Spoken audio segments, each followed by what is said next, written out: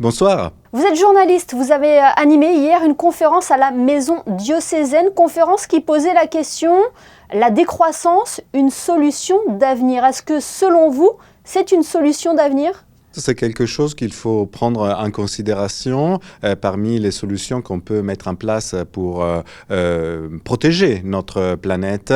Peut-être ce n'est pas la seule, mais il y a effectivement quelque chose dans cette idée de décroissance qu'en réalité n'est pas nouvelle, dans le sens qu'on vient tous des années comme les années 70 ou encore 80, où il y avait moins d'accès, par exemple, à certains marchés qui étaient éloignés, marché alimentaire par exemple, donc typiquement on mangeait des produits de saison. Donc maintenant se dire on revient à des fondamentaux entre guillemets en ce qui concerne par exemple l'alimentation, c'est-à-dire manger ce qu'on a à côté de chez nous, qui est cultivé à côté de chez nous et dans les bonnes saisons. Par exemple, c'est un exemple simple de décroissance qu'on pourrait mettre en place assez facilement.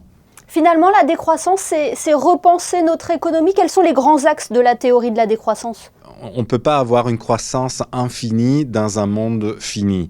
Et donc, on peut se dire tous que bien, on continue de cette façon à produire, à avancer, mais on éviterait de penser effectivement aux problèmes qu'on peut avoir parce que les ressources naturelles ne sont pas infinies. On le constate aussi cet hiver avec tout simplement l'eau ici dans le sud de la France.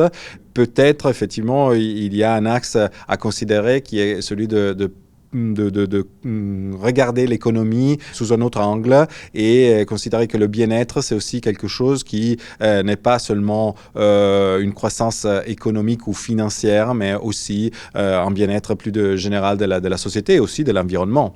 Oui, on voit beaucoup l'utilisent comme argument pour la protection de l'environnement.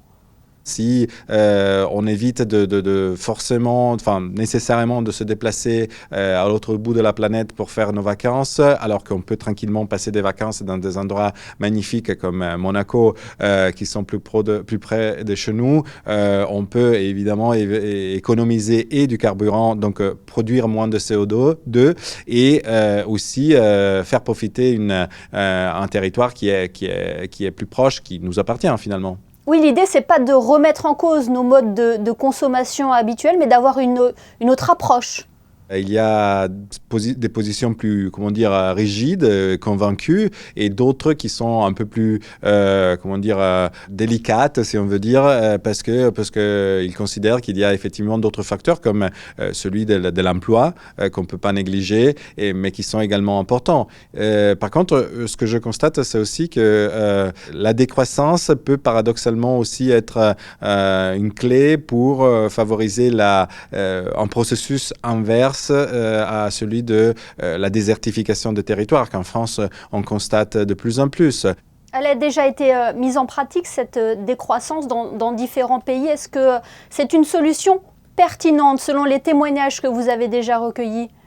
Parmi mes invités, les invités de la conférence d'hier soir, il y avait des positions différentes. Mais ce qui était intéressant, c'est qu'on a déjà pratiqué de la décroissance auparavant, un peu peut-être imposée pour des raisons extérieures. Mais si on pense par exemple à la crise pétrolière des années 70, on voit que à un moment de l'histoire, on avait arrêté de consommer comme on l'a fait plus tard et comme on le fait encore maintenant. Donc, on s'était adapté. Naturellement, après, on a constaté aussi comment on peut faire dans des situations d'urgence comme celle qu'on a vécue un peu tous avec le Covid.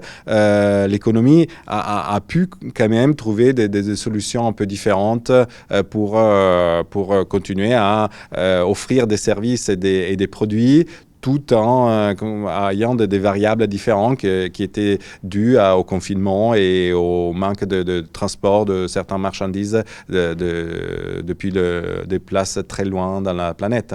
Eh bien, merci beaucoup Matteo Ghisalberti d'avoir été avec nous pour nous éclairer justement sur la décroissance. Merci. Merci beaucoup.